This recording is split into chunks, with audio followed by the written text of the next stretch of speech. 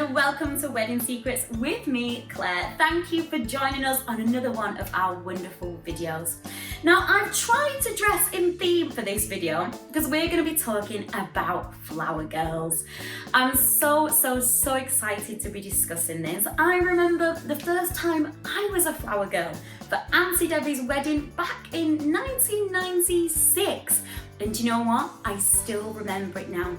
I even still have my little basket of lilac flowers because for me, as a child, it was just one of the most exciting things to be part of. Now, if you're watching this video, I'm guessing you're considering bringing in flower girls into your wedding party. The one thing I can tell you from personal experience is they will cherish this day for the rest of time just as much as you will. So I do believe it's a wonderful addition to bring to the wedding. Now, before we get started on the video, a little bit more about us. Wedding Secrets, we are the industry experts. We know everything to create the perfect day when it comes to photography, wedding parties, ceremonies. We've been there, we've done it before. It's only right for us to share our knowledge, which is why we have created these free videos just for you, so you can come find out answers to the questions that you are needing. Give us a like, give us a subscribe, and if you feel that there's something we've not answered, maybe you spent hours trawling the internet for the answer, just give us a message and we will do our best to answer that for you. So let's get started. Now, the way this is going to work, I'm going to be working through 5 tips to help you consider and find that right flower girl.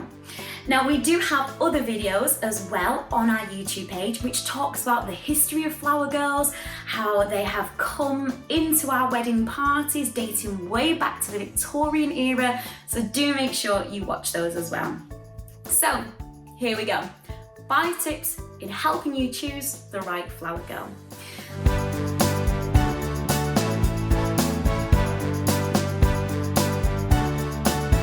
Let's start above all else. A flower girl, number 1. Who are they to you? We usually select our flower girls on a connection that they have with you. Are they a family member? Are they a goddaughter, a grandchild, a child? Are they your best friend's child? Who are they to you? Now, what's the connection? Sometimes we feel obliged that we have to have certain people in our wedding party. Let me just say, this is not the truth. Do not feel under any pressure. Perhaps you're still weighing up if you want a flower girl within your ceremony. Think about it. Does this person mean something to you? Does their parents mean something to you? Have you got the budget for a flower girl? Now, my first tip is to try and think about how that child is going to react throughout the day. We always tend to suggest a child that can be quite cheerful, because what their key role is, now many people haven't actually seen a flower girl at the wedding. Their key role, before the bride enters, they are to walk down the aisle. When they walk down the aisle, the key role is to set the atmosphere. Now, when we say the word flower girl, traditionally we have flower girls throwing petals along the aisle as they make their way down. Now, traditions have changed. People use all types of different things for flower girls, such as bubbles, such as carrying signs. The key point is to remember, when they're walking down the aisle, they are going to have lots of eyes on them. They're usually at the very beginning of the wedding procession itself. Question, is that child that you're thinking of being the flower girl, are they confident enough?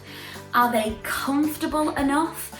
How are they in those sorts of situations? And it might seem like a silly question, but do think about those key aspects. You don't want that child to be uncomfortable because it can be quite lonely and it can be quite daunting. So if you are thinking about a child, ask yourself, are they confident? Are they comfortable? Are they cheery? Because the key thing as well, do not forget, you're gonna need that flower girl to be smiling from the beginning to the very top of the aisle. Do not forget, age-wise, we normally suggest between 4 and 9. Below 4 years old, when they're still totting, they're a little bit too young to understand the whole role and the responsibility.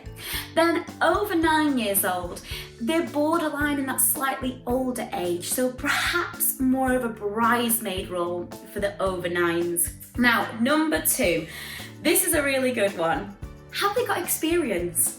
If they have, absolutely brilliant, because what your key role is to have that child understand that they have to start off the very end. Not only have they got to walk all the way down the aisle with everybody looking at them, with music playing, they've got to scatter the petals as well.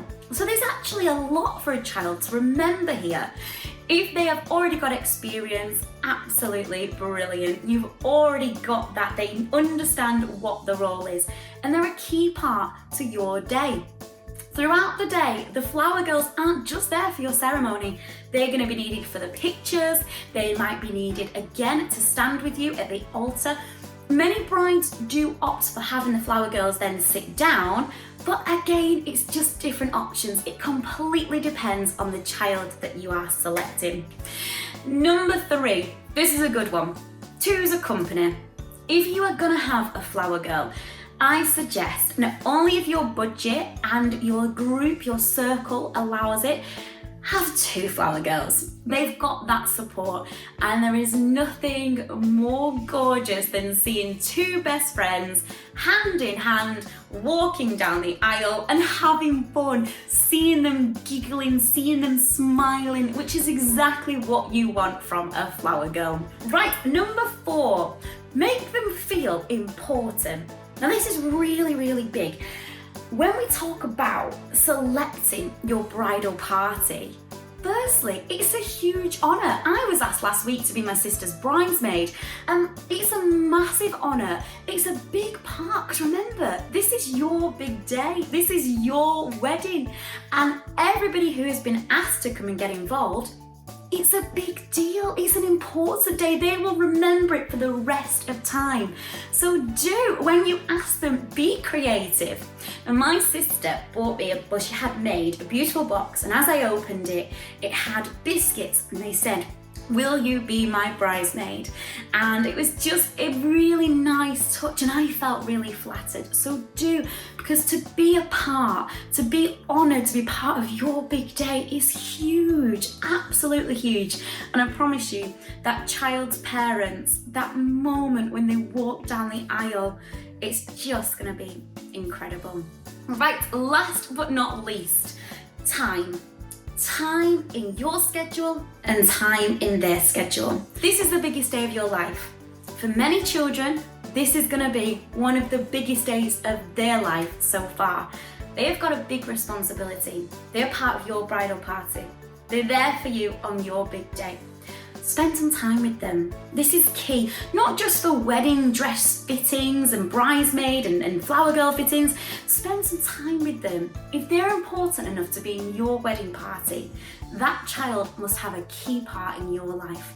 Why not take them out for lunch? Get them excited about the big day. Thank them for having the time. Thank them for being part of it. Make them feel that they are there to help you on your big day, which they are.